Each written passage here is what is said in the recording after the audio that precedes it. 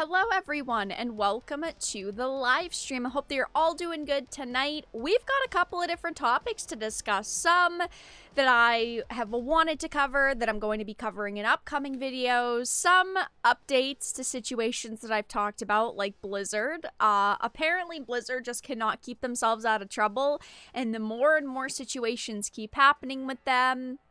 And we've got a lot of woke topics tonight, unfortunately. Tonight we're going to be talking about Spawn. I'm sure a lot of you guys know the character, like Spawn. I know a lot of people used to really like Todd McFarlane, but he has basically admitted now that his new film, the new Spawn movie, is embracing Hollywood wokeness. I definitely do not think most people who would buy a movie ticket to see this are wanting to see woke content. I'm sure most people just want to see a good story with a cool ass character and lots of action, but no, apparently they're going in a bit of a different direction with Spawn because it's going to be embracing Hollywood wokeness. I'm going to be talking about an update to the Chinese gaming situation. I cover a lot of the situations regarding China in the gaming industry here on the channel, just because I feel like they don't get enough attention, and we see how many companies love the Chinese market, want, their fair cut of the Chinese market, and they'll do anything to change their games and change their content.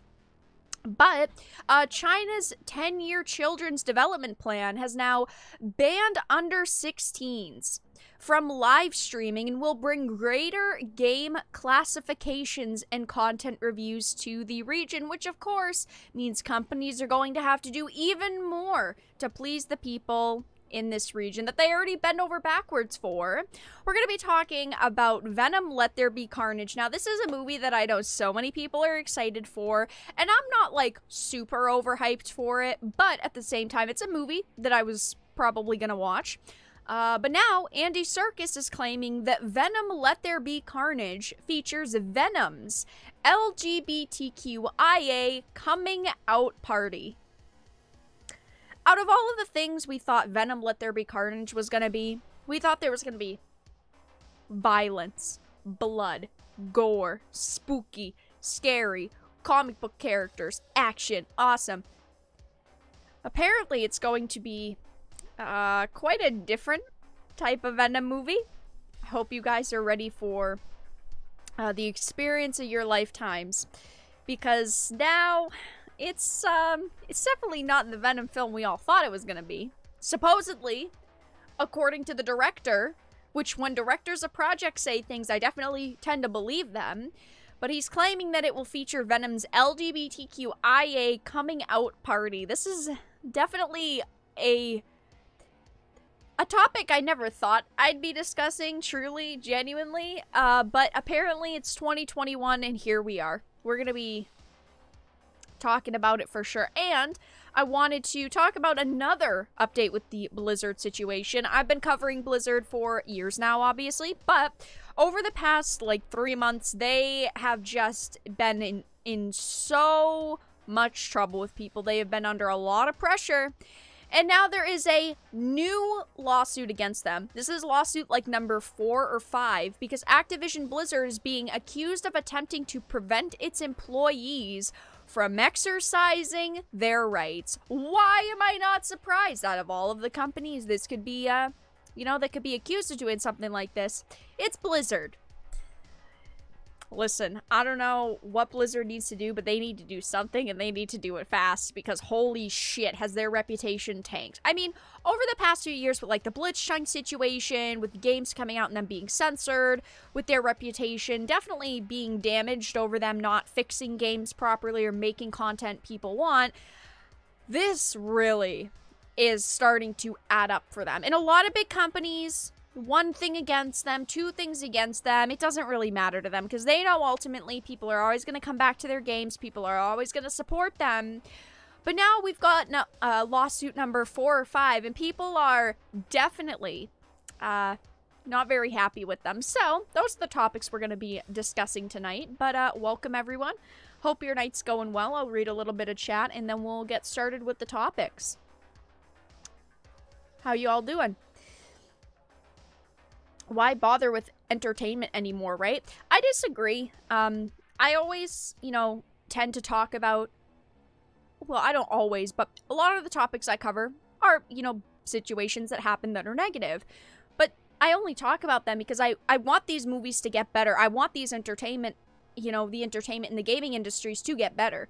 I don't talk about the gaming industry and, you know, call out companies doing BS things just to see the industry fail. I wouldn't waste my time. I talk about the gaming industry and the problems that it has in the, you know, the problems that companies have, because I want them to do better. Same goes with the entertainment industry. When it comes to, you know, movies like this, like Spawn or Venom, Let There Be Carnage, this is not the type of content that the majority of fans watching these films want. And I think that while, yes, we've seen a downward spiral with a lot of content, I still talk about it because I want them to do better, and I want them to create better content so that the industries get better. Seeing Venom on Thursday, don't care about this representation BS, I just want to be entertained. Well, I mean, we'll definitely see if everyone's entertained. If it was just, you know, like someone working on the project saying this, I'd feel a lot differently about it. But when you've got a director coming out claiming that the movie's supposed to represent all this and all that, we're obviously going to take their words a lot more seriously because they're the number one person behind it. I mean, they know everything about this movie. But, you know, am I surprised? No. I definitely didn't think I'd ever have to read all of these headlines, like Spawn's film embraces woke Hollywood and Venom Let There Be Carnage features Venom's coming out party, but it's 2021, and truly, I'm not surprised by anything anymore. There's so few things that I'm genuinely, like, shocked Pikachu face by. This is just, like, this is another day in the entertainment industry. If someone is genuinely surprised that this is happening, where have you been?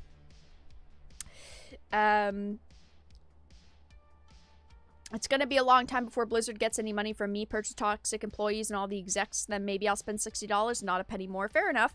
I think that Blizzard would have to do a lot to get people back on board with all of their projects. You know, I don't boycott companies, and I still haven't supported a lot of Blizzard products over the past even like 2 years. I bought Call of Duty every year, or it's been, you know, sent to me, but besides that, I haven't paid for subscriptions, I haven't paid for battle passes, I haven't really, over the past year, I have barely played any Blizzard games except for the Call of Duty, and that's already a year old at this point.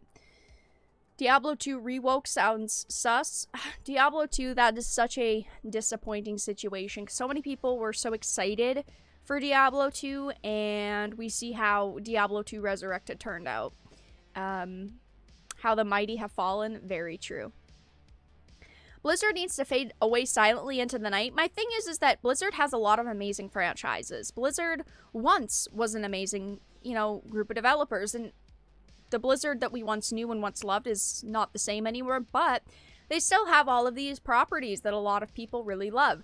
I'm not someone who wants to sit here and say I'd love to see Blizzard collapse. No, quite the opposite. I'd rather Blizzard be successful and change their ways and do much better than they're doing right now.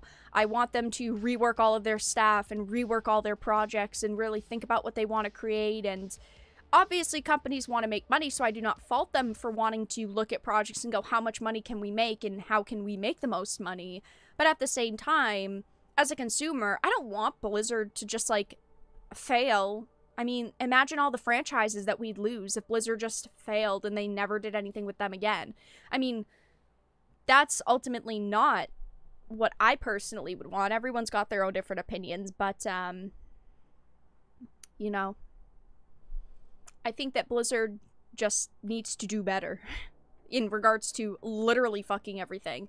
In terms to content they're creating, the games that they're deciding to move forward for, the franchises they're deciding to dump, the people behind the scenes, everything. They just need a fucking restart.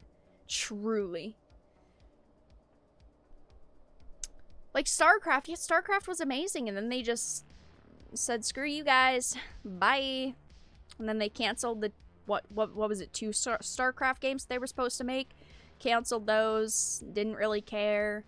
And yeah, that's kind of it. I mean, if you look at the StarCraft esports scene, Blizzard just, they don't care anymore about it. It's the way that it goes. Blizzard should rename or merge or something. But see, the thing though is that they'd have to change everything to make people trust them again. The name Blizzard is well known in the gaming industry, so they never just give up the name Blizzard. They need to just do a full reset with the people behind the scenes, the projects they're working on, everything. They just need like a full major reset. And obviously that's not going to happen, but like, it wouldn't hurt to suggest it. It really wouldn't. But they have a lot of franchises that a lot of people like. Activision Blizzard is a force in the gaming industry. It's just it's a shame that they've ruined their reputation so much. And it's not like one person at the company's like, all this stuff, you know, is their fault. It's not like it's one person. It's everyone at that company. Just apparently, according to the lawsuits, all the men there, and it's like 90% men, they're all garbage. Doing cube crawls and sharing around pictures of women's vaginas. Good job, Blizzard. You did great. That's definitely a way to sell copies of your games. Still, Blizzard is better than CD Projekt Red. Now that I'd say is kind of a hot take, because Blizzard does have a lot of fans, but so does CD Projekt Red. And even though, like, Cyberpunk, obviously we're all going to want to think about Cyberpunk and how that launch went terribly. CD Projekt Red still does have a lot of fans, and not just because of Cyberpunk, but also because of stuff like The Witcher. I think that CD Projekt Red definitely has a lot of people that like them still, even after Cyberpunk. And yes, they definitely took a dip in popularity, but I'm not trying to sit here and defend Cyberpunk, but they did fix everything that was broken with Cyberpunk. Just saying. I mean, they've, for almost a year now, fixed the game up, put a lot of effort and time into finishing off the game and fixing it. So I do have to give them credit with that. I mean, rest in peace to StarCraft fans.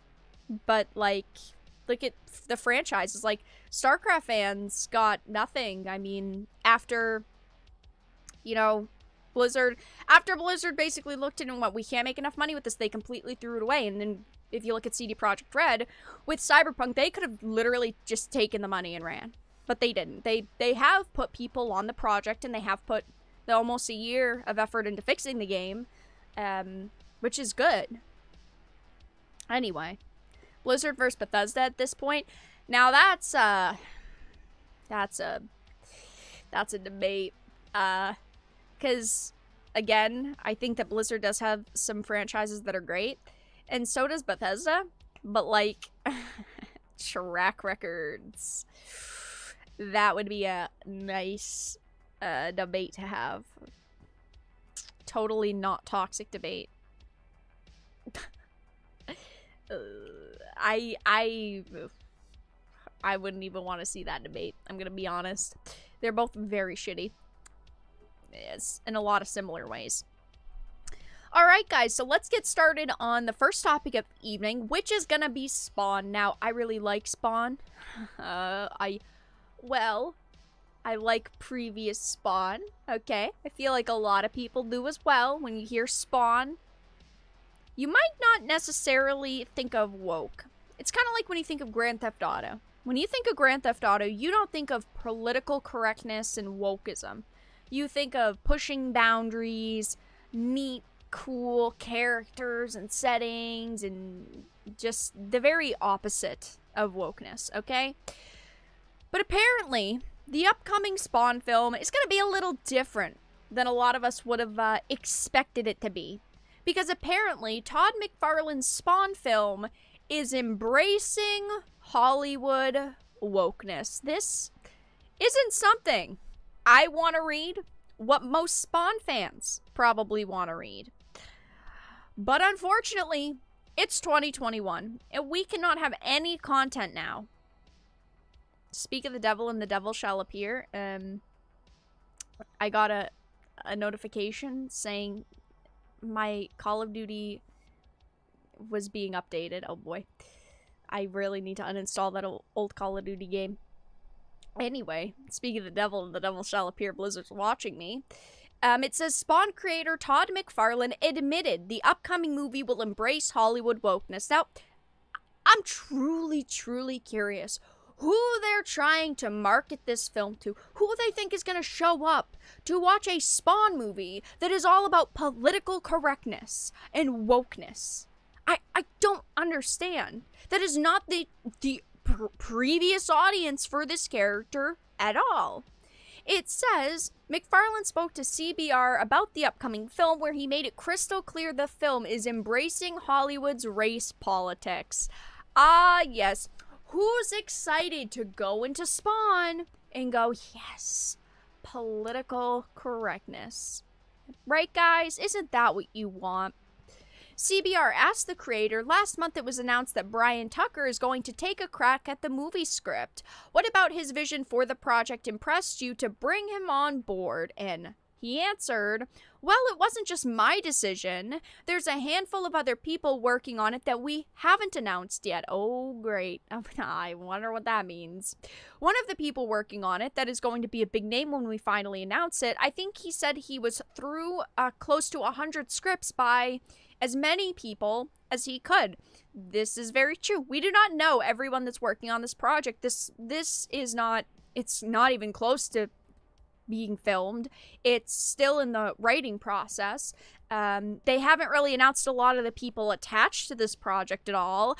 And hearing about, you know, oh, there's a bunch of people that we haven't announced yet that are in Hollywood that apparently want to be attached to a woke Spawn film, that doesn't sound very promising. That sounds very worrying, at least for me. Maybe there's two people out there who don't see that as worrying. Oh, Spawn's such a cool fucking character. Like, look at this. This looks awesome. Anyway, it says the creator then revealed one of the key things he was looking for was a non-white writer. Ah, yes.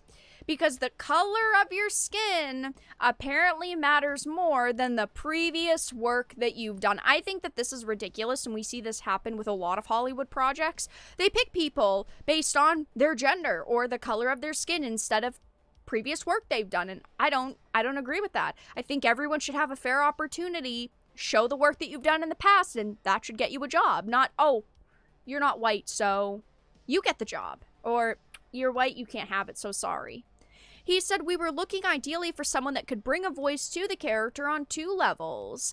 I'm just a white Canadian kid. I haven't lived the life of a man in America, of someone with dark skin. We thought it was important to get the perspective of someone who has, someone with the perspective coming in, and adding a slightly different bent to what you and I as comic book readers already know as to what Spawn is about.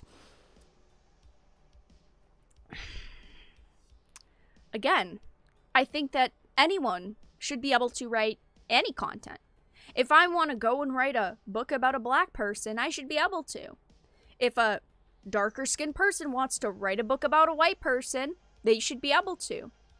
I think that it's ridiculous that we've got these things going on in Hollywood and in other industries where your gender and your race matters more than work you've done. It says, he then noted that he doesn't want the film to tell Spawn's comic book origin. I didn't want to do the comic book origin story from issues number 1 and 3 in the movie. We were looking for people, without even telling them that, to give something a little bit different. I don't think that that's a bad idea. I think that, yes, when you're creating a film and you're trying to create a universe that the character is in, it's usually better to go in the direction of an origin story because, I mean, you're still going to have people that are going to go, who is Spawn? What is Spawn?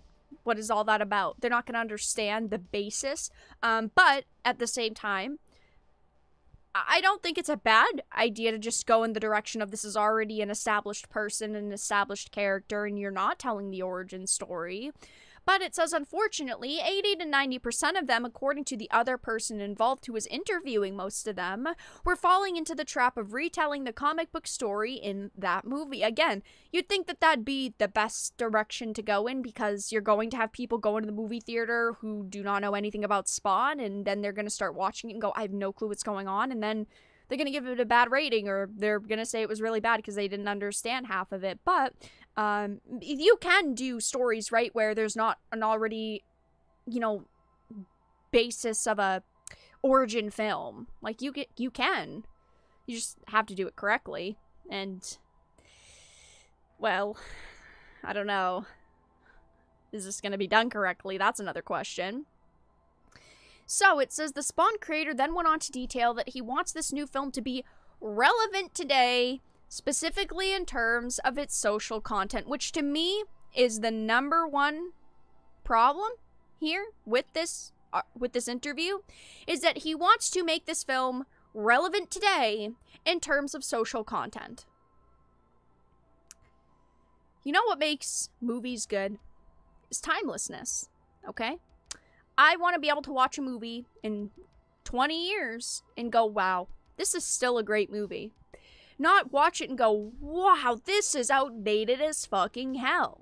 You don't create classics and movies that people come back to for years and years and years by putting social commentary in them. Or, oh, we're making this movie specifically to push narratives. Or a one-sided story. It says we saw that movie. That movie came out 20 plus years ago from New Line. So what we haven't seen that would be interesting and relevant today, both in terms of filmmaking and social content. This is what they're worried about. They're not worried about going into this creating an amazing comic book movie, creating something with lots of action and, lots of gore, violence. A cool fucking story, cool characters. No, they're worried about going into it going, what narratives can we push into this film, and what can we do to make it socially relevant? It says, what's funny about his comments here is that he shoots down the idea of doing Spawn's origin for this upcoming film because it's already been done, but in the next sentence, he's calling for a movie that will be relevant today, both in terms of filmmaking and social content. Not sure if he realizes this, but that's been done to the umpteenth times as well. It's true. We've already seen it, and movie-going audiences are not interested in seeing more. Just look at Terminator, Dark Fate, and Charlie's Angels, and any other films and TV shows that embrace woke culture. If we look at something like Dark Fate, it didn't do well compared to past movies. Charlie's Angels, did that go well? No. We're talking about movies with awful ratings that a lot of people did not like. Yes, there are certain people out there who want woke content and want woke, social commentary, all this bullshit. There are some people out there who want that. But are they the people that you're expecting to show up and buy a ticket to see a Spawn movie? I'm sure like 98% of them aren't those people. It says people are still talking about Lord of the Rings and the original Star Wars films. People are still talking about Die Hard, The Sound of Music, Gone with the Wind, The Wizard of Oz, but not things like Charlie's Angels or Terminator Dark Fate, and I wonder why. I wonder truly why. It's because there's stories about, if we look at something like Lord of the Rings, bad versus good. We're talking about the human condition. We're not talking about, oh my gosh, this is the perfect social commentary. Social commentary dates movies. Sometimes it can be done properly, but 90% of the time it's not done properly. And I think that this is a big mistake to go in the direction of making a Spawn film that embraces Hollywood wokeness. I am going to be doing a video on this tomorrow, so that's all that I've really got to say about the topic for tonight, but I just think that this is ridiculous. I truly do. I do not think that most people that are going to go and watch a Spawn film are worried about Hollywood wokeness. And again, there are some people out there who want that type of content. I'm not saying they do not exist. But apparently they don't want real Spawn fans showing up and buying tickets to watch the movie because they're too worried about appealing or making this movie appeal to specific groups of people. That's all that I had to talk about with Spawn. Disappointing. Yep, look at Ghostbusters 2016. Clearly. Oh yes, clearly that works. That movie was a killer. That movie was great. as you guys can tell. I'm sure that's everyone's favorite film here. For sure.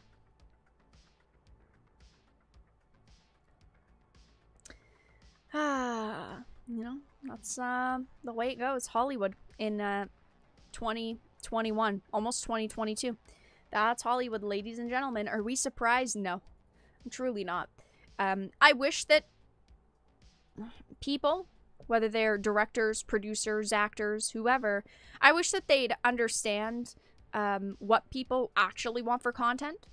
And again, I just don't think most Spawn fans are going to show up and watch this movie and go, wow, I'm so glad that we made a movie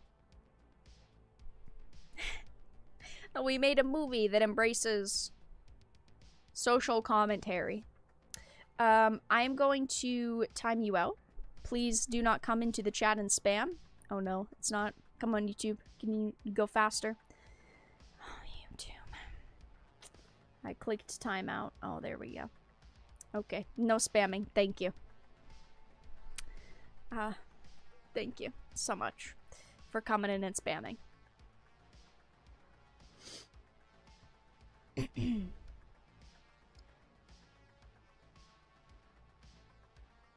Recipe to lose money. I agree. I think that it's a bad decision to go in this direction. I guess we'll have to see how the movie turns out. Maybe this movie will be amazing when we get it in like 5 years. Maybe it'll be absolutely fantastic. Maybe people will just go, this is the best thing since grated cheese. I truly do not think so, though. I really don't. Anyway, let's move into the next topic, which is going to be China. Now, I talk a lot about the entertainment and gaming industries on the channel, clearly. And I talk about the Chinese gaming industry a lot because a lot of companies do a lot of things to appeal to this market of people, to appeal to the government officials that say games can or cannot be released in this region. A lot of companies want that sweet, sweet slice of the Chinese market pie. And unfortunately, it means that we end up getting censored content as well. And I know a lot of people don't usually care about hearing about the China-specific topics because a lot of people just view it as, oh, well, it doesn't affect me, so I don't really care. But I think these topics are extremely important to talk about because these do affect us in some way, shape, or form. Look at a company like Blizzard. They do a lot to appeal to their Chinese investors. They change a lot of content and flip a lot around, censor content to please those people. But this is a small update to the China situation that I thought we could cover. China's 10-year children's development plan bans under 16s from live streaming will bring greater game classification and content reviews. So it says the Chinese government has banned under 16s from live streaming, along with other gaming and internet restrictions as part of the 10-year plan on children's development. The South China Morning Post reports that the Chinese Government State Council released their national guidelines focused on limiting the time and money minors spend on online games. This is something that is not really new, but they continue to crack down on how much money kids can spend in games, how much time they can spend in games a week. But it says limiting this are those who provide games, live streaming, video and audio streaming, and social media. This includes banning under 16 from live streaming, presumably any sort of content from live streaming video games to blogging to other entertainment. In addition to the existing real name authentication system, facial recognition for mobile games, and more, the Chinese government are aiming to implement a unified electronic ID oh my gosh, I cannot say this word tonight. Authentication. I do not know why my brain is not saying it right. System to manage minors playing games. I mean, imagine picking up your phone and you want to go play fucking Candy Crush, and you have to go through a facial recognition system first. Just think about that for a minute. That is truly fucking baffling. Like, imagine, oh, I want to turn my PlayStation on to play some, some Demon Souls today. Oh, no. You have to do your facial recognition because you only get an hour a day to play. It says there will also be actions taken to better classify games and review their content. Now, I want to start with this section. When it comes to live streaming, a lot of platforms have their own age limits. If we look at Twitch, YouTube, a lot of platforms have like 13. You have to be over the age of 13. Some platforms you have to have an adult there. If you're under 18, if you're under 16, you have to have an adult with you. Sometimes platforms allow you even under 13 to live stream, as long as you have an adult there. I personally do not think that this should be up to a government to decide. I think that this is a parent's job, and I talk about this all of the time. But all the stuff that China implements when it comes to gaming and children underage, most of that shit should be up to parents and up to adults. Okay, it shouldn't be up to the Chinese government to tell me, oh, my child under 16 can't play a video game or can't live stream. That should be a parent's decision. It should be a parent's decision to say how many hours a day a child can play video games. It should be up to a parent to decide if their child can live stream or their teenager. We're not even talking about like under 10 or something where a lot of kids can do things that they don't realize, how serious the implications can be. We're talking about 16-year-olds here, okay? Imagine being a 16-year-old. Oh no, the government only said you can play an hour of video games a day. I think that this should all be up to adults and parents and not a fucking government to say, oh, well, your kid is only allowed to play an hour of video games a day, or, oh, your kid isn't allowed to live stream. And we're talking about any type of content, blogging, video games, all sorts of entertainment. We're not talking about just, one group of, or one, topic. We're not talking about just video games.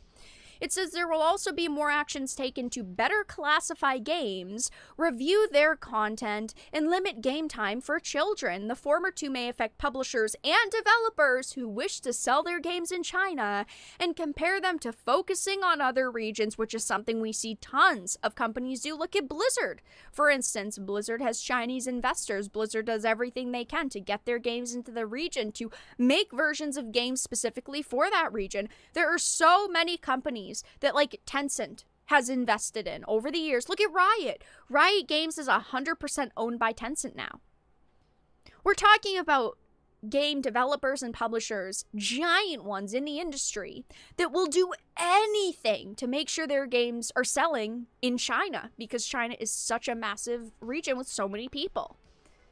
We could see more censorship in games, more changes in games. And we're not just talking about, localized versions of games, not just, oh, we get a version of like World of Warcraft and they get a version of World of Warcraft. No, we're talking about just, in most cases, in a lot of cases for games, one big giant version that everyone gets the same content. So if they're censoring skulls and blood and violence for China, we're going to get all that censored content as well.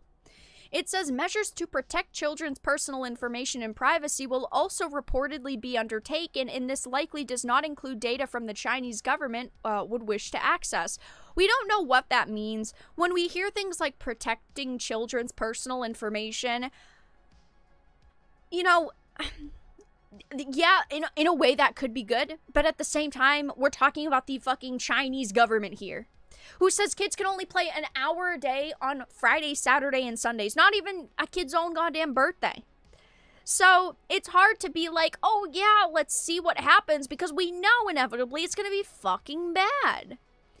It says the guidelines were unveiled with national guidelines for women's development with goals in education and welfare for the generation dubbed the country's future. Ah, yes, guys.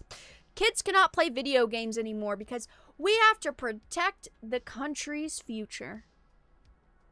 You're not allowed to read a specific book.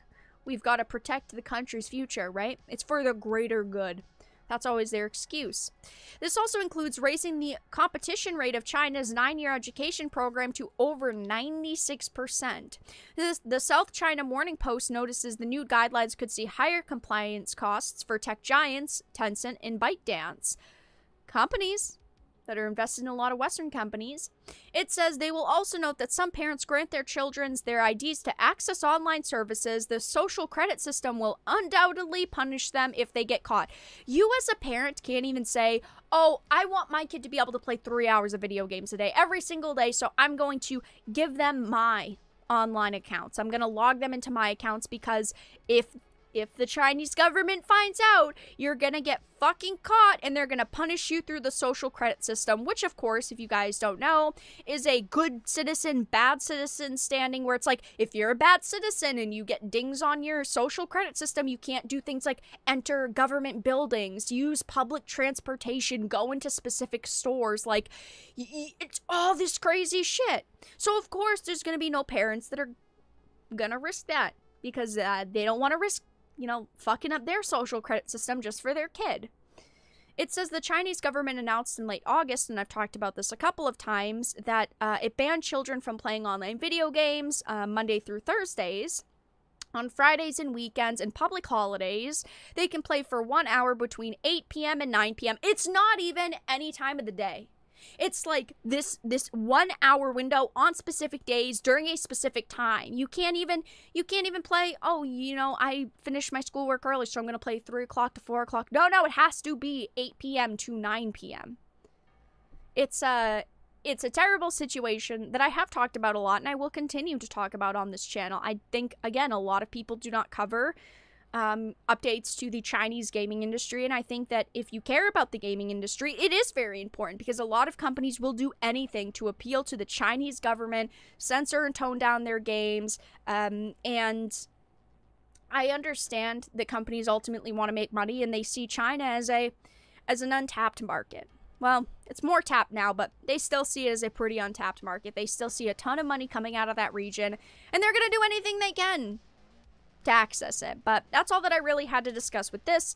Usually during discussion streams, I'll talk about the China-based topics, so I'll definitely keep my eyes open for more restrictions that they're placing onto people, and yeah, if I see any, I'll definitely update you guys on them. We'll move on to the next topic in just a minute, but if you guys have any questions so far, leave them in chat. Also, quickly, if you guys are enjoying the live stream, make sure to give it a like. If you're not, give it a dislike. I appreciate your support either way. Consider donating via Streamlabs. All donations pop up. $3 or more text-to-speech activates. Consider becoming a member of the channel. The link is in the description to join memberships. You get access to special emotes, a badge next to your name, a join message, all that fun stuff. But like the stream if you're enjoying. Woke people, social credit. Wow, another great Marxist idea. I could never agree with a social credit system. There are things where I try my hardest to see both sides of the story. You guys know a lot on this channel. I look at things from both sides of the story. But with the social credit system, that's not something I can see another side to. Truly. There are some people out there who do, and if you do, you're allowed to have your opinion, but your opinion's wrong. I mean, come on. Who really wants to agree with that? Like, oh, if you get caught, you can't use public transportation, you can't go into specific buildings anymore. Like, who could agree with that? There are people out there. You know a social credit system is coming here sooner or later? Yeah, I mean, I'm not sitting here saying it won't, but I'm also not sitting here saying that it will. Just gonna stay neutral on that. I mean, it's coming one day.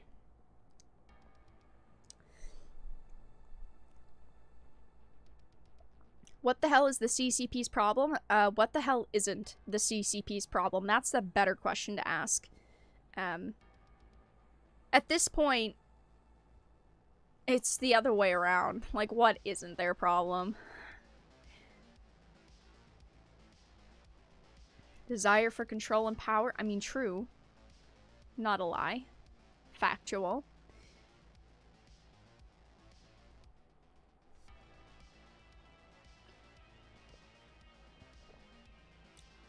The weird part is Westerners being cool with that shit. There are some people out there who agree with this shit.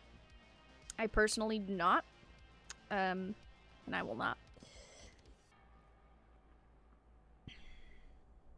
The problem is control. Yeah. I mean, that's basically what it boils down to. They want it. They need it. Yep. Take away more of their rights for their subjects. I mean, it's true. Guys, there's some crazy people out there. I think we can leave it at that.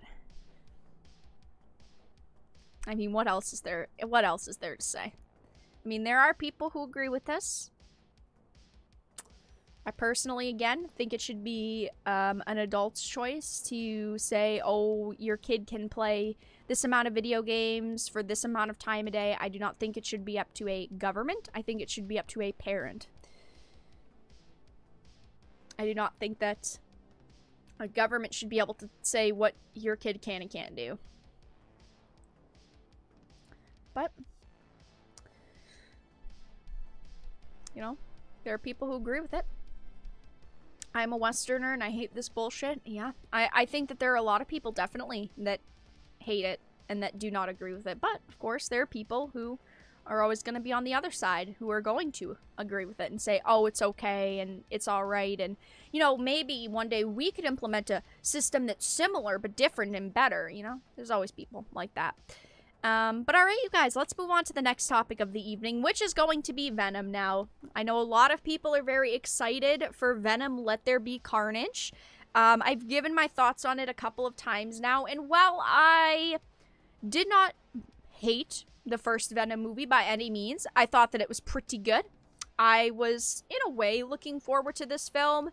I feel like lately, over the past, I don't know, 2 months, there's been, like, no hype for this movie. I feel like when it comes to Let There Be Carnage, it's coming out in only a couple days. There's been, like, no ads for it, no trailers, no hype. I hear no one talking about it. I felt very underwhelmed when it comes to Let There Be Carnage. It's a movie that I was gonna see eventually. But, apparently now, in an attempt to promote the film and talk about the film and hopefully get people to purchase tickets to see this film, Andy Serkis claims that Venom Let There Be Carnage features Venom's LGBTQIA coming out party. Now, I think that there is definitely a place in the world of entertainment for there to be movies that represent all sorts of people. I think that there definitely should be movies that have LGBTQIA coming out themes. I think that there should be, you know, movies with same-sex leads and romance and all these different things. 100%. There are so many people in this world. There's always going to be someone to watch a movie. But guys, is Venom that movie? Is Venom that movie? Listen, we are living in what I like to call the worst timeline. You know, I love the entertainment industry. I love movies and shows and the video games. I do. But this just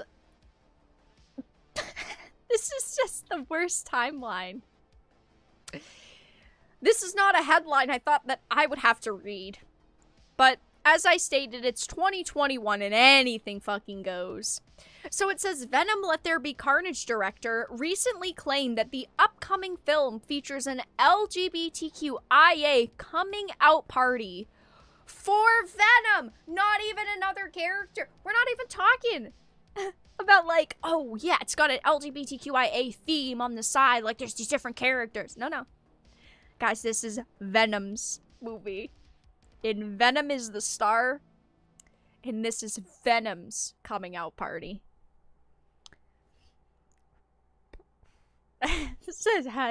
Listen. Listen, I truly don't know what commentary to give on this besides what the fuck. It says he spoke with Uproxx. Oh, great. What a website filled with such amazing journalists, by the way, may I add. Lots of facts coming out of them. I mean, wow, what a great outlet to go to. Uproxx is a fucking joke. To promote the upcoming film where he discussed a scene in the film where Venom goes to a rave. Okay, that sounds kind of neat, right? The director explained it was originally going to be a Carnival of the Damned, and it ended up being Tom had to go with Little Sims, who's a brilliant rapper and also stars in the movie. She actually had made a song called Venom that connected very much to the first movie. Okay. And so Tom got in touch with her, and that song became sort of the focus. Well, Tom and Kelly were always about Venom coming out and going to a party that was a very sort of an LGBTQIA kind of festival. Really, I'd call it. So this is his coming out party, basically. This is Venom's coming out party. It's like he tried... My problem here is that he's like trying to explain it as like, oh, we've just got this really, really interesting scene, and like it's an LGBTQ type of festival, and they just end up there, but he goes all in. Oh, this is Venom's coming out party. This is it. This is the moment. Everyone's gonna love this. The writer then pressed him asking, well, like, actually coming out? Because that's very interesting. Guys, I mean, I've always wanted to see a movie. Always wanted to see a movie where Venom came out.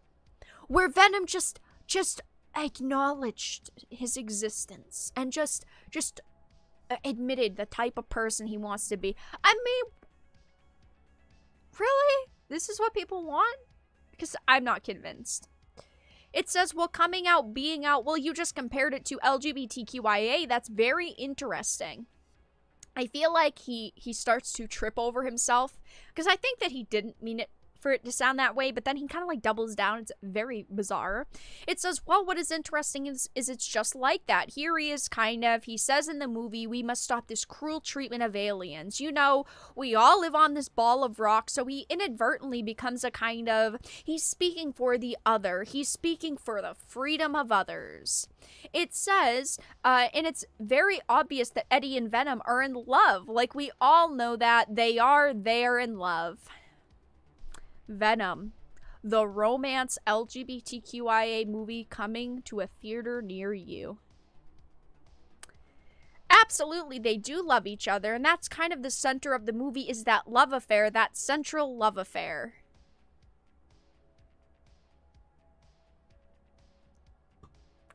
I mean,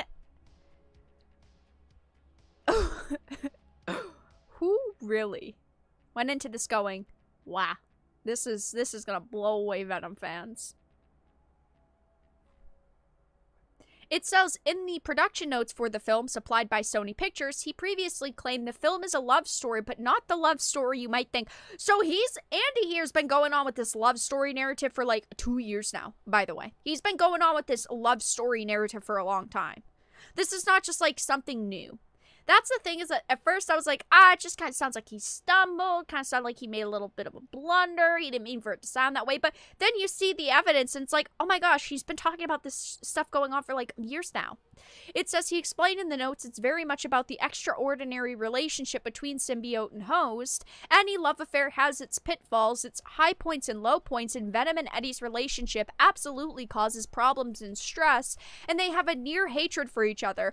Why does that mean they've got to why do you have to describe them as lovers in this relationship? Can't you just like describe them as being like brothers?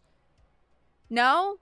You couldn't just be like, well, they're kind of like brothers. They have their ups, they have their downs, they have the points where they're really stressed out with each other and they dislike each other, but then these moments where they've got each other's back at the end of the day.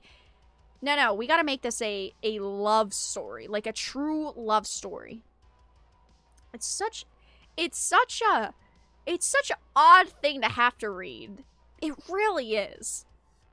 It says he would further describe the relationship between them, saying it's Jekyll and Hyde. Eddie is rather arrogant, thinking life owes him a favor, and Venom is the complete opposite. And they're trapped together. After meeting in the first movie, they've now got the 7-year itch. They've had enough of each other and can't wait to be apart. You could describe that in such a better way, though. It says, the argument in the apartment is one of the first things we shot. For 2 years, these two have been living a frat party kind of life in Eddie's apartment, and he's sick and tired of the place being trashed. It's like living with an oversized toddler with no control whatsoever. He then claims that Eddie and Venom are in some kind of LGBTQIA relationship in this new interview, and It says as much as Eddie loves her, he does not know how to do it, which leads them to a breakup. It talks about the relationship plot in the actual movie with Anne. It says, on the other hand, Venom is far more romantic. He will do anything to have Anne in their lives because, as far as he's concerned, Eddie and Venom are one. Venom is totally infatuated with her and wants her to be part of their little family. He's very protective. It's an interesting juxtaposition of a human and an alien. The alien shows better understanding of what his partner needs, and that's quite unique. Ah, yes, guys. As a woman, I wish I could find a man that's like Venom, because he's just so romantic. I mean, it's like I want to understand the direction he's trying to go in. He's trying to explain that they're very opposite, but it's like the way that this interview comes across is just so bizarre.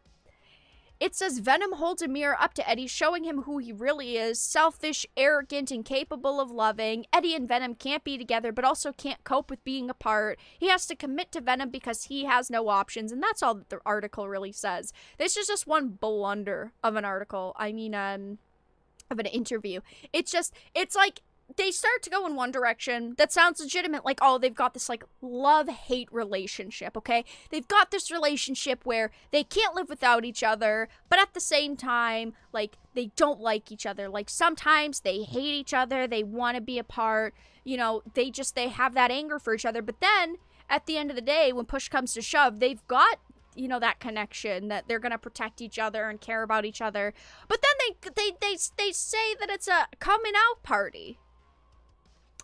It's a very odd situation, and I'm still gonna read the initial reviews for Venom, probably see it at some point, because I thought that this movie was gonna come out and it was gonna be good. I haven't been too excited for it, haven't been too hyped for it. There's some movies, though, that I'm not hyped for that I see and I absolutely love. And Venom Let There Be Carnage, some of the footage we've seen so far did look kind of cool. It looked decent, didn't look bad. And I know a lot of people are really excited for this. So I'm not preemptively judging it, okay? I'm not sitting here trashing Venom. Maybe this movie will come out and it'll be amazing. But when you have statements like this going on and the director's like, oh, it's this giant coming out party and they're like in love, it's very bizarre and it gives off very mixed messages to people. But that's all that I really had to discuss with that topic. We will move into the Activision Blizzard one in just a couple of minutes, but I'll re-chat for a few. If you guys have any questions, feel free to put them in chat. I ain't gonna see it even if I'm held at gunpoint. A lot of people like the previous Venom movie, and I think that so far, this hasn't looked bad from the very minimal footage that we've seen. So I think a lot of people are still going to go and see it and probably like it. But when you've got interviews like this coming out, I think it turns a lot of people off. It makes a lot of people uninterested in it. Venom. Nothing says love like a voice in your head that also wants to be your clothes. Guys, aren't you excited for this new love story? Aren't we all excited to see all this happen? I don't know, guys. I'm feeling very iffy about it now. I was already like, I'm not that excited for it. I'll see it at some point. But just having to read things like this, it does melt my brain a little bit. Because it's like I want to try to see where they're coming from, what information they're making these statements out of. But then it's just, it goes so downhill. Because it's not just like one statement. It's so many statements over and over the same things. Oh, it's about inclusivity and diversity. And again, as I say all the time, inclusivity and diversity are great things when they're done properly. Just do it, okay? Just do it. Just put it in your film. Don't say, look how inclusive and diverse we are. We're doing all these things. Just do it.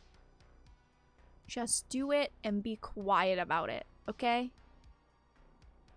Vera, where's your comic book company? Comic books, listen. I don't want to say the whole comic book industry is garbage because some of it's still good. But after working at a comic book store for a few years and meeting comic book pros and watching the comic book industry now, I don't want to say it's too far gone, but I also wouldn't put all my eggs into that basket. I'm just saying, I feel like it's a bit of a disaster right now. I mean, there are still individuals that create great work, whether they're artists or writers, but the comic book industry is...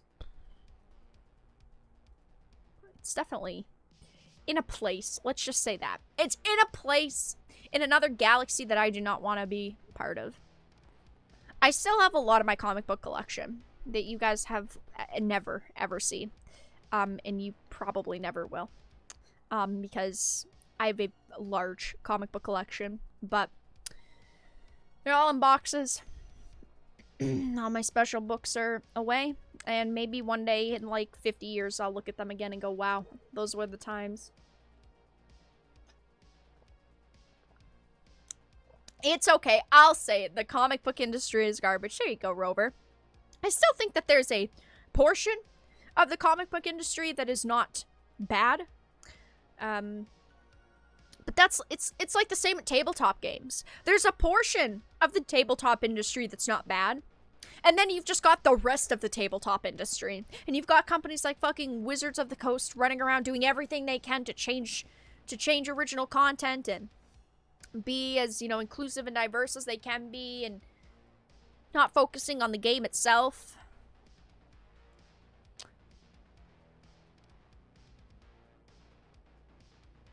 Yep. Some of the comic book industry is still good. There are individual creators that are still great, and some of the people that are part of the mainstream comic book industry, they're not bad people. A lot of them, you know, wanted to stay in the industry, and they don't speak about their true opinions on things, or they're afraid to speak on their opinions because they don't want to be canceled. It's like that in so many industries, though. A lot of people have a lot of opinions, and they're afraid to speak those opinions because they're afraid of being canceled. They're afraid of being kicked out of an industry, and they don't want to risk losing their careers.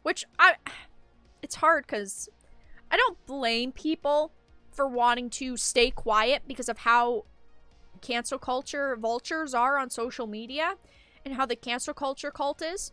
I definitely understand why people wouldn't want to put their opinions on social media, especially if they go against the big narratives that companies are pushing. But at the same time, things can't get better if everyone stays quiet. Would you consider showing your comic collection on a stream? Would be a neat show. My comic collection is far too big. I mean, my comic collection is large. Just like my Magic the Gathering collection. Like, I could show you all the boxes and be like, hey, here's the 100 long boxes that I have. You know? It's like my Magic cards. I could show you guys the boxes that my 500,000 Magic cards are in.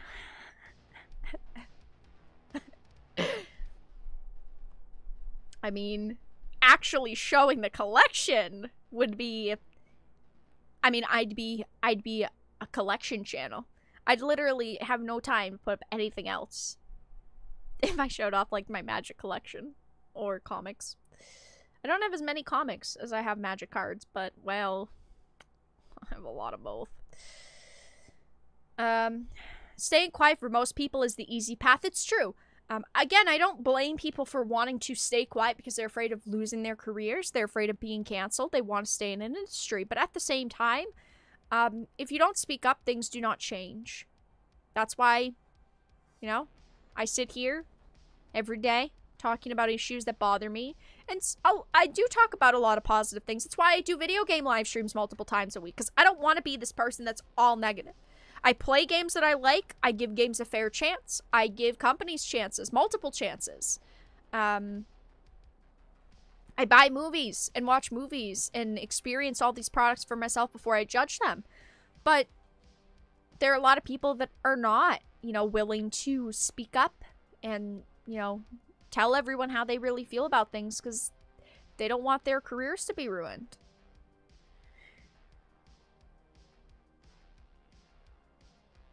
I got here a few minutes ago and I've only been listening, but you said the same thing as It's a Gundam says a lot in his videos. We're in the dark timeline, and I couldn't agree more. We're truly in a dark timeline.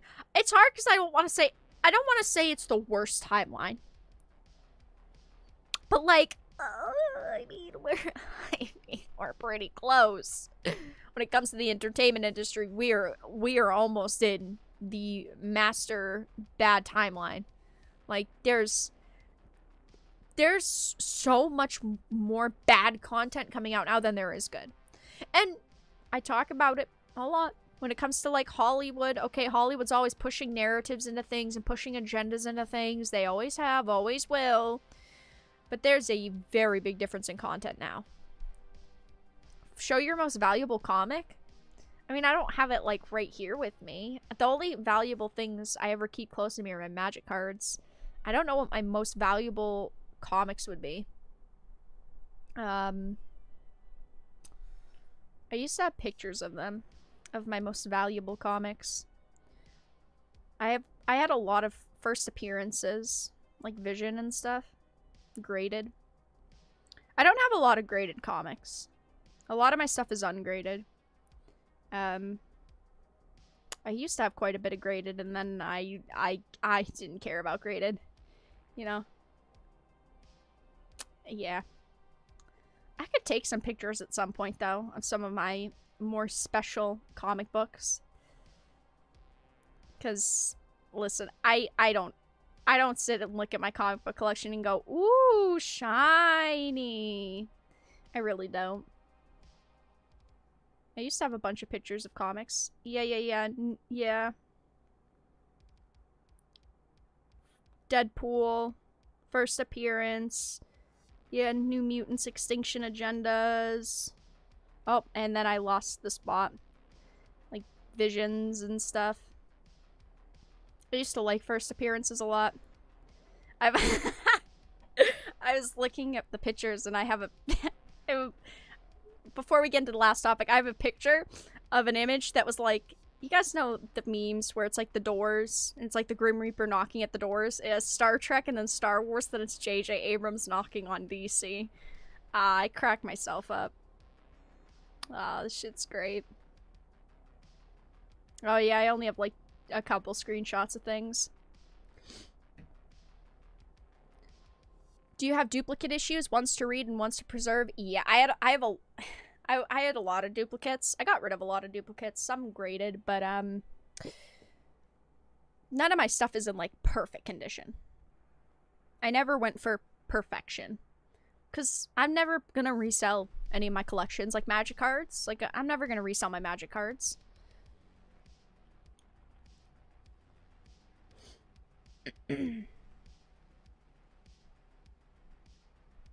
George, John, and Dave are taking back Star Wars from Kathleen Kennedy, and Gina Carano is supposed to be back in season 4 of The Mandalorian, so we can't be in the darkest timeline anymore. Rod, 100% bullshit. That is 100% bullshit. I wish that these things were true, and I wish that, you know, we'd see Gina Carano back in The Mandalorian. I'll check something in a second. Because I might have a few next to me. Comics. I was just thinking about where I had a couple. And I wish that we'd see Gina Carano back. I wish that we'd see everything be taken back from Kathleen Kennedy. I truly, no disrespect, but like, I truly think it's all bullshit. I don't think Kathleen Kennedy's gonna be kicked out of the industry anytime soon. I don't think that, I don't think Gina Carano's gonna come back to Star Wars. I don't think it's gonna happen. Hold on one second, you guys. I'm going to... Oh no, I just showed my Streamlabs. We're gonna move on to the next topic in just a minute. Give me 2 seconds, though. 2 seconds, because I'm going to check one spot that's next to me where I might have some comics that listen, I have stuff everywhere, but I might have comics here. Give me 2 seconds.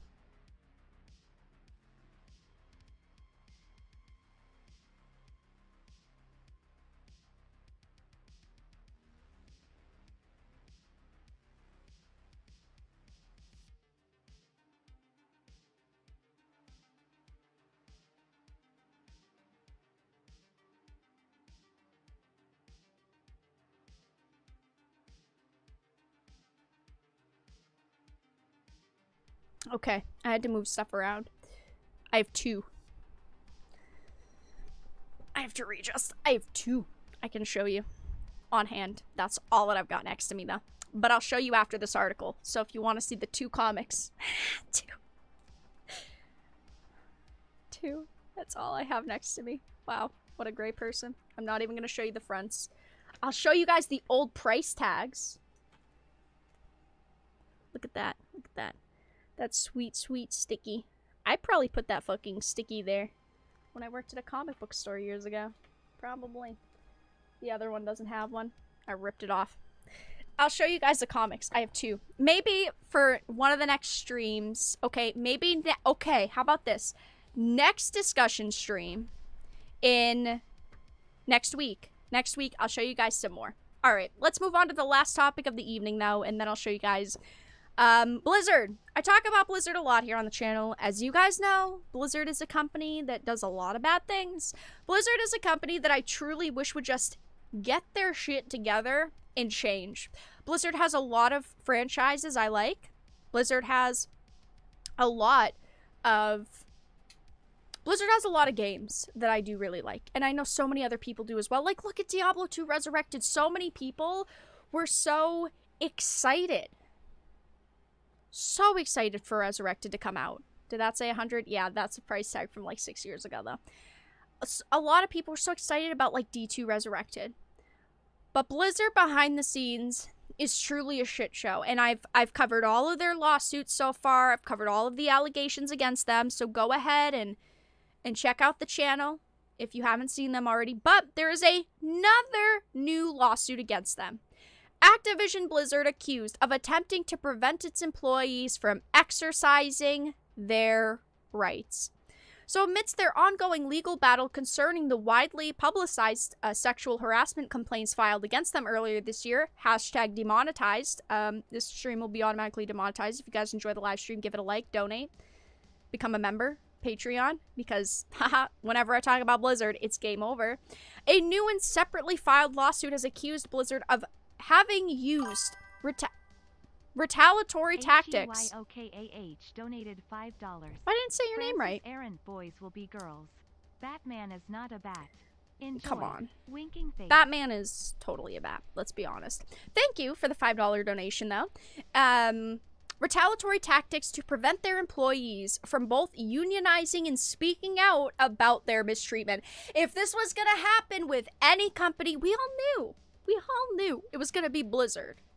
It says, filed with the National Labor Relations Board in partnership with Code CWA unionization campaign on behalf of the ABK Workers Alliance.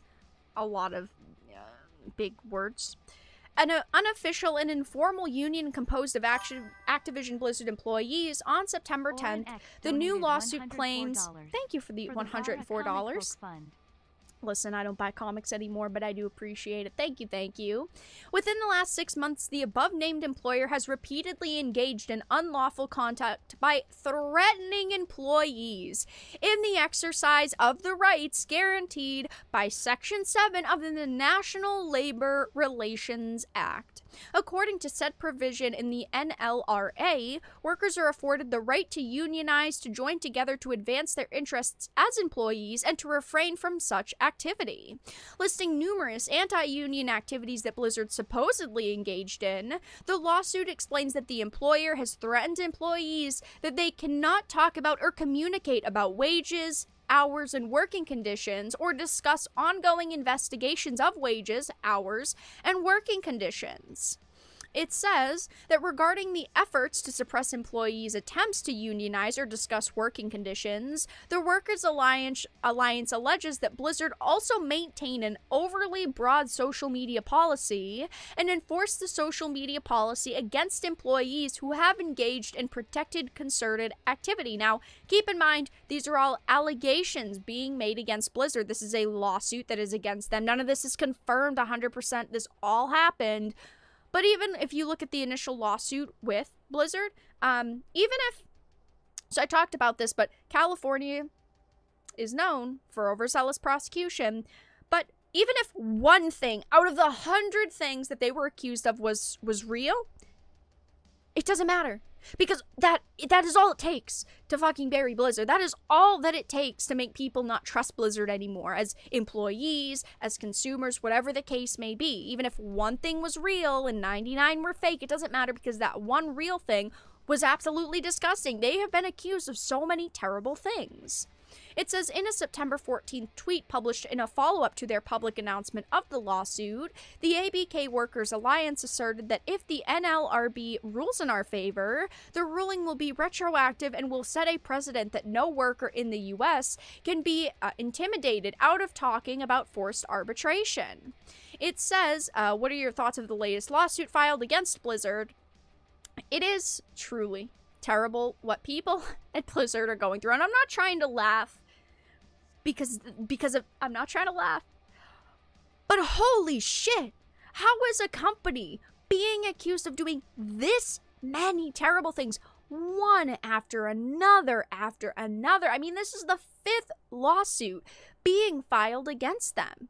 You would think that all these lawsuits would have came out, maybe one a year, one every year and a half or something. We're talking about 5 in the span of like 2.5 to 3 months.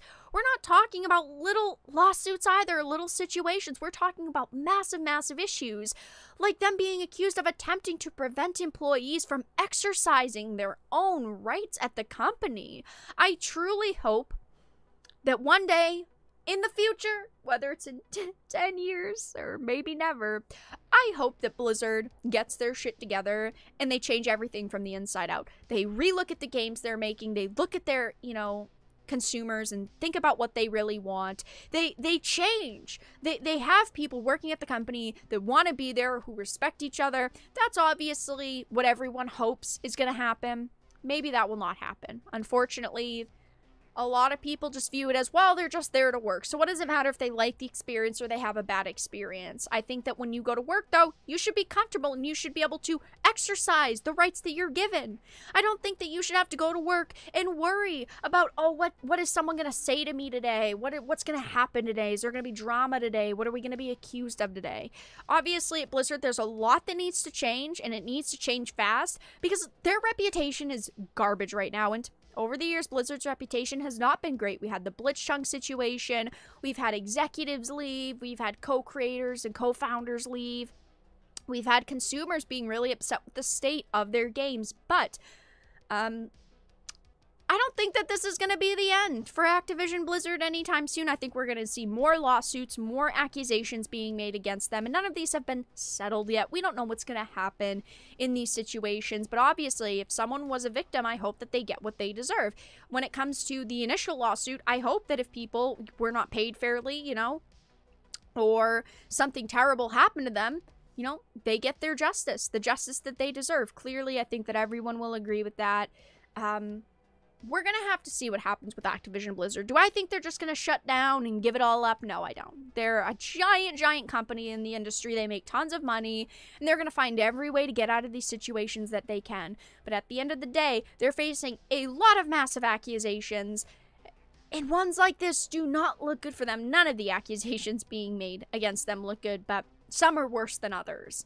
But that's all that I really had to discuss. We talked about Blizzard tonight. We talked about Venom, Let There Be Carnage. We talked about the Chinese gaming industry. And we also talked about Spawn. I'm going to hang out for a little while longer. So if you guys have any questions, feel free to leave them in chat. If you guys have any topics you want me to discuss, feel free to leave them in chat. And yeah, I'll wrap up in a few. But hi guys. Thank you for being here. I do appreciate it. Give the stream a like if you're enjoying, a dislike if you're not. Consider donating via Streamlabs, becoming a member of the channel via memberships. Links are all in the description. And yeah, thanks for sticking by. So if you guys have any questions, leave them in chat. This is Blizzard's worst timeline. This truly is Blizzard's worst timeline. They've lost co-founders. They're losing tons of employees. They've got tons of lawsuits against them. They've got no people that are happy with them. And I wanted to talk to you guys about New World in a minute. But World of Warcraft, a lot of people have loved World of Warcraft for a very long time.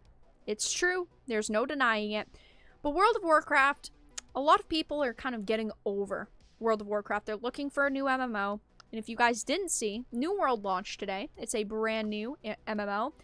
I wanted to show you all the player numbers.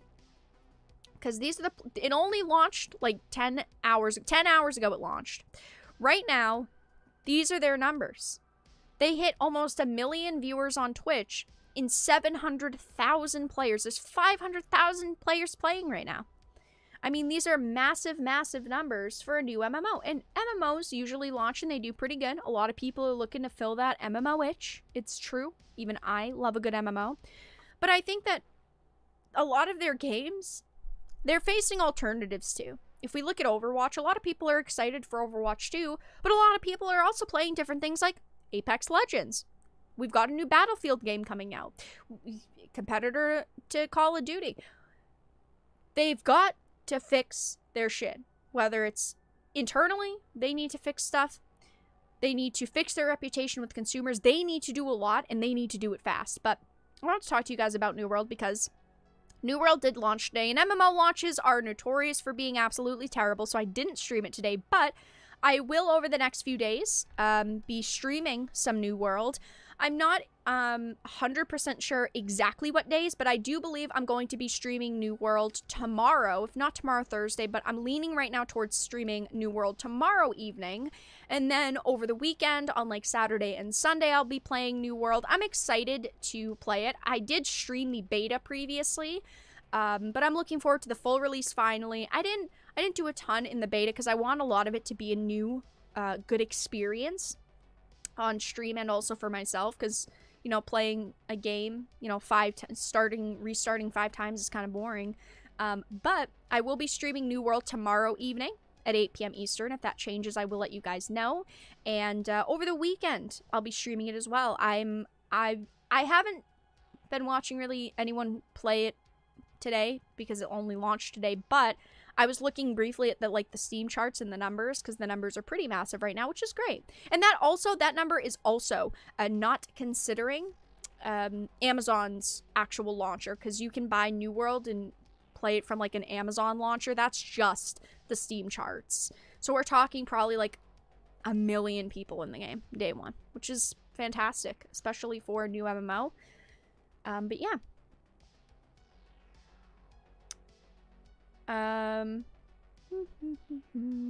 Bezos will curse them. Sheesh.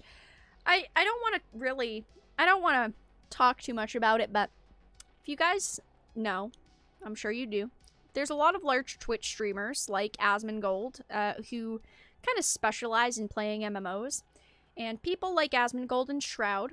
I don't really think Shroud complained about it, but specifically like Asmongold, because I was reading it earlier, was complaining on social media and in his stream about how he didn't get priority, how streamers got no priority, which I think is definitely an interesting choice for Amazon, because there were streamers complaining that, oh, I'm a streamer, so I deserve priority access into the servers because I'm advertising your game for free and I'm showing it off. And to a certain extent, I understand that. When you're a streamer, you want to stream the content. You've got an audience, and you are kind of promoting the game, the content. You're showing it off to people. You're almost getting people to buy it. I mean, maybe someone was watching my stream right now that wasn't going to buy it, and then they saw me play it, and then they bought it. But at the same time, I actually kind of commend Amazon for not giving streamers special priority, because I do genuinely think that that creates a lot of negativity for a lot of players. Like, let's say I want to go play New World right now on a server with a 20,000 player queue. Okay, I get to cut the line because I'm a streamer, and I don't actually think that that's fair. During the beta, they did that. And I could see maybe for the beta just because they are trying to get people to pre-order. But I kind of commend Amazon because they were facing a lot of backlash today over that decision and not giving streamers special permissions to basically skip the lines. Especially because there's so many people playing the game right now, but a lot of game companies are afraid to piss off streamers, basically, because there are a lot of streamers that have a lot of viewers that can definitely sway people from purchasing or not purchasing a game, but, yeah, that's definitely been an interesting situation for them. I do kind of commend Amazon for not having that special streamer queue, though. Bless Unleashed. Bless Unleashed was a disaster of a game, for sure. Bless Unleashed was, not good. I was excited for Bless Unleashed at first, but Bless Unleashed definitely went in a bad direction. Alright guys, I'll show you the 2 comics that I have on me. Listen, I only have 2 right now. Maybe during the next discussion stream next week, I'll get a couple more comics together. If you guys want, here, I'll put up a poll.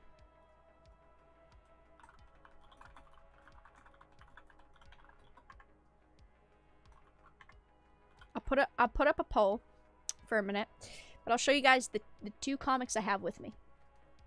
I don't know why I have these 2 specifically next to me, probably because they're fancy and shiny. I'll find some more that are cool. Oh, man, this one's actually very good condition. They're both in, you know, sleeves. They're not out. I'm not getting my greasy paws all over them. They actually look like they're fair condition. Oh no, there's a sticker on the front of this plastic still, which is not very fun, but that's okay. Does it really matter? Okay, here is my Nova. The Man Called Nova. I can't really show you guys. Well, I guess I could, but like, it kind of glares off of the lights. So you guys can kind of see that, right? It's actually pretty decent condition, not gonna lie. Very fancy schmancy. This is the one that had the $100 tag on the back that I probably put the tag on like 5 years ago. I don't know what the values of these are right now. I don't keep an eye on them. Marvel's newest bombshell. Ah, Marvel, Marvel, Marvel. And then, I really like first appearances, introduction comics. I really, really do.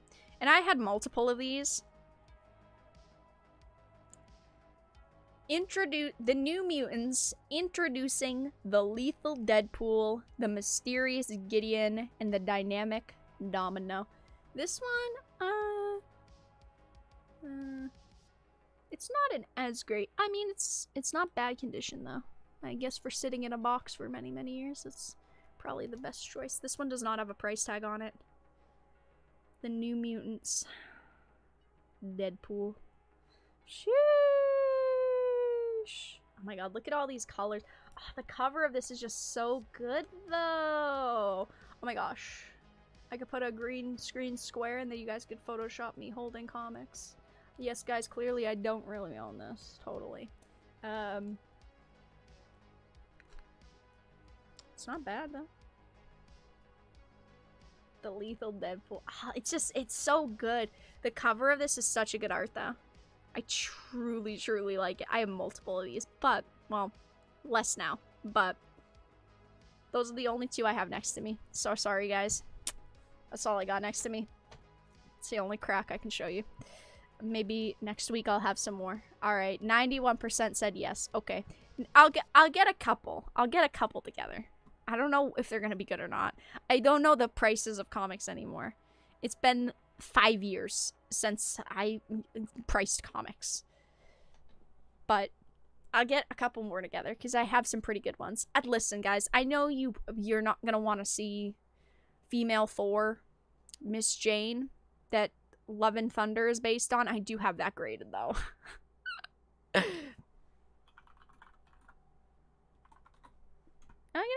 I'm gonna look real quick. The Goddess of Thunder. Yeah. How much is the Goddess of Thunder? I mean, you can still buy it for $12 paperback. I have graded though. Okay, that's gonna mean something. It's gotta mean something. I'll show that to you guys too. Low print run. 9.8. Mine's not 9.8. Mine's like a 9 point something. $500? Not too shabby. I never collected graded comics, though. Like, I'd get my hands on them occasionally. But, like, I'm not someone who ever, like, collected a massive amount of them. 1 million people playing, 500k content creators looking for content. Well, it's actually funny because there were more Twitch viewers than there were players in the game at one point, at least from the numbers based on the Steam charts again. But there were 1 million people watching today, and peak was like 800,000 players on Steam. And, well, the viewers were on Twitch. That's not considering YouTube viewers, and that wasn't considering the Amazon launcher itself, but yeah. Yu-Gi-Oh! I do have some Yu-Gi-Oh! Cards still. I don't have a lot of Yu-Gi-Oh! Cards anymore, mainly because I decided to sell out of Yu-Gi-Oh! I still have, like... Are they right behind me? I don't even know if they're right behind me. They're somewhere around here. I don't know. I have my Exodia somewhere roaming around. Yeah, don't ask me where. It's around. I promise. And then I have my Magic collection. Well, some of it. The most important part of it. Maybe in 20 years, Lady Thor comic will be worth 13. Hey, listen, okay? It's at least worth... Oh, I was gonna say worth it in my heart, but it's really not. I mean, it kind of belongs in the dumpster. I don't know how I'm feeling about Love and Thunder. We haven't seen many updates about it, but the updates so far seem... I don't know. We'll call it interesting. Slifer? I probably have, like, Slifers and all the gods somewhere. I know I have Legend of Blue Eyes, Exodia, but not graded. They're very good condition, though. I missed the comic phase. My buddies were into it, but I'd rather play my N64 or play outside at the time. Comics are something that a lot of people regret either not keeping their comics of or never getting into it. It's okay. The best way to view it when you're feeling bad about not collecting something is it's just paper. Like Magic cards. I know there's cards that are $20,000, $25,000. Listen, it's just cardboard. That's the only way you're going to survive in this world, is if you just keep telling yourself it's just paper and cardboard. Or else you are not going to survive and you're going to regret every decision in your life. Vera, a sellout? Surely not. A sellout for what? A question mark? I don't know what you mean by a sellout. What have I sold out to? Do you have the woke New Warriors with Safe Space? They never came out with it. They never came out with the Safe Space and Snowflake comic. If they ever release this... Listen, clip this. If they ever come out with the Safe Space and Safe Snowflake comic, if they ever come out with the new Warriors with Safe Space and Snowflake and Overweight Dora, I will read it on the channel as a video. I will buy it a copy digitally, and I will read that comic on a video or in a live stream. It's never gonna come out, so whoo! I'm in the clear, but I could. Listen, that was a nightmare. I think it's interesting that they never came out with it. I would get a copy. I would get a copy just to laugh at. I would die laughing at it, but I would do it. There would need to be a dramatic reading, yes. I've considered doing dramatic readings of, like, you remember, like, the Gotham High, where it's, like, younger, I think it was, like, Asian Bruce Wayne and Catwoman and stuff. I was considering. Maybe one day dramatic comic book readings here on the channel. Maybe. But we're gonna need the best of the best, like new Warriors with Safe Space and Snowflake. Like, we're gonna need peak top tier worst comic books that have come out. I talked about a lot of really bad comic books and things that sound awful. I don't buy them, but I could buy one. I wonder why. I wonder why they didn't come out. Oh, yeah, guys, I wonder why. Couldn't be because it would have been a disaster. Gotham High is available for a dramatic reading. They came out with that, right?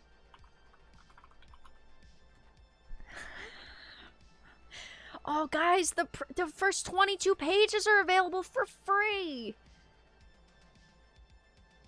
Oh, no. I just saw the cover, and it's just... It's just not it. It's not it. Yeah, what a loser. Oh my god, that dude has gotta go. Like, who wants to read that? Because it's not me. Nope, not me. Oh, the Starfire's daughter stuff. That's right, that too. I am not Starfire. That's right. That's true. I didn't even think about these. Oh, 19 pages are available, guys. It's got a 3.1 out of 5. Clearly, this is the best thing ever written. Sometimes I wonder if it's like what it's like being the kid of a movie star. My mom is my hero. Oh, brother, she's dyeing her hair with a paintbrush. That's definitely great. We demand a reading? Oh, no. Listen, guys. Maybe one day that'll be a phase in my career. If you guys would really want to see me reading these cringy comics. Guys, that's not what I want to do. But then again, I create content for you guys to enjoy. And if reading Snowflake... Well, they're never going to come out with Safe Space Snowflake. So I never have to worry about that. That is a worry off my chest. I will never have to worry about reading that because they're never going to release that. What if they only come out with like 100 of the books? They're like super special edition. But Snowflake and Safe Space never coming out. I am not Starfire. That is out. Gotham High. That is out. Are there any... Really quickly, I'm going to end stream in a minute. But are there any other awful comic books that have come out? Or that are coming out, excuse me. Not that are already out, but that are coming out. Because I haven't really covered any bad comic books in a hot minute. It's been like 2 or 3 months, I think. I haven't really seen any others release. Or maybe release. It seems like they keep teasing a lot of stuff that they never put out. It's been clipped. Great. Oh, I knew it. I knew it. Well, if Snowflake and Safe Space ever release, I will 100% read it on the channel. 100%. Luckily, it's never going to come out, though. I'm safe. You don't have to read it if you don't want to, Vera. See, everyone says that. And then it releases, and everyone's like, you have to read it. Oh, the one by Amelia Clark. That one was called, like, Mother of something, right? Mother of Madness. Oh, that one sounds fucking disgusting. It's about the lady swinging with her armpit hair. As a woman, I'm genuinely offended. Actually offended. Where do you even buy it? $5.99? How can anyone afford this? Look at that cover. I like the direction of the cover. But also, I prefer the design in the background of the webpage compared to the actual cover of the comic. Mother of Madness. This is the one where she's like swinging from her armpit hair. Coming soon. Alright, guys. I'm going to end the stream in 1 minute. But listen. 1 minute, we're going to end the stream.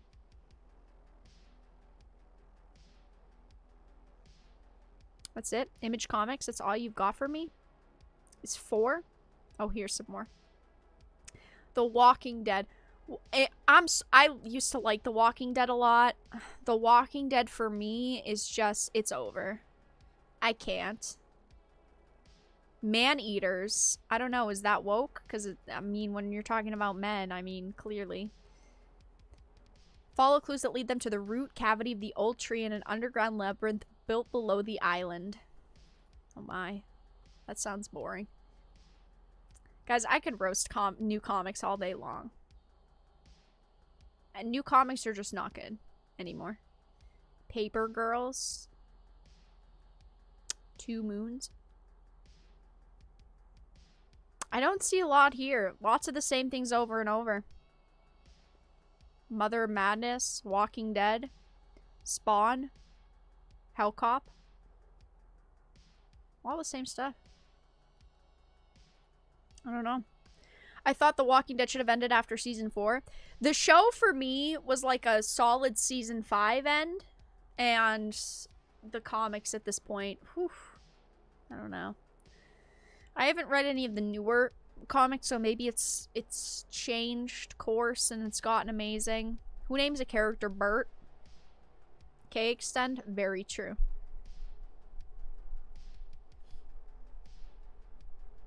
The first few seasons were actually good, I agree. I thought The Walking Dead, the first few seasons were good. A Vera Roasts video series would be cool. We need a cooler name than that, though. Vera Roasts, Mother of Madness. We need something cooler. I don't know what, though. Maybe one day, okay? Listen, you guys have got me thinking about it.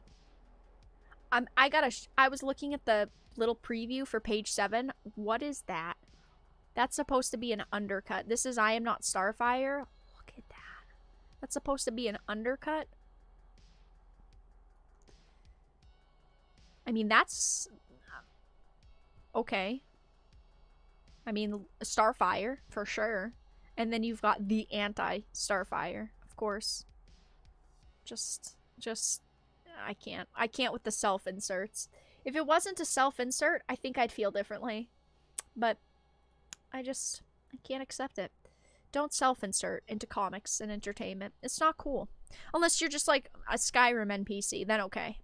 Cooking with Vera? No cooking for me. I know it's based off the comics, so technically they could keep going forever. I think they've said they're going to be ending the comic soon, though. She's always eating in every page.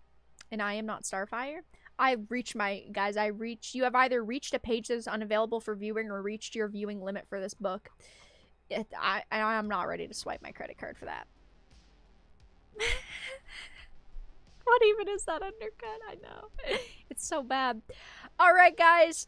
I'm going to end the live stream here. Thank you all so much for stopping by tonight. I do appreciate it. If you enjoyed the stream, make sure to give it a like. If you didn't, give it a dislike. I appreciate your support either way. Check out the links in the description. Consider becoming a member of the channel or becoming a Patreon via Dark Titan. I mean, a Dark Titan via Patreon. I said that wrong. I will let you guys know soon when the next supporter live stream is going to be. It probably will be in the next week or two. Follow me on social media, Twitter, Minds, BitChute, Odyssey. Join our Discord server. We're very active there. I do tag you all when I go live in case YouTube doesn't notify you. Check out today's video if you did not see it. I talked about an SJW who supported cancel culture in the past being canceled themselves. And I will have a new video up tomorrow about the Spawn film. I've got some more thoughts about that to put into a video. And I believe tomorrow evening, I will update you all just in case something changes, but I believe tomorrow evening at 8 p.m. Eastern, I will be streaming some New Worlds, Amazon's new MMO. I have not started playing it at all, so I'm really excited to dive into it, give it a couple of hours of play, and I will also be streaming that over the weekend. But I hope you guys enjoyed. Thank you all so much for stopping by, and have a fantastic evening, everyone.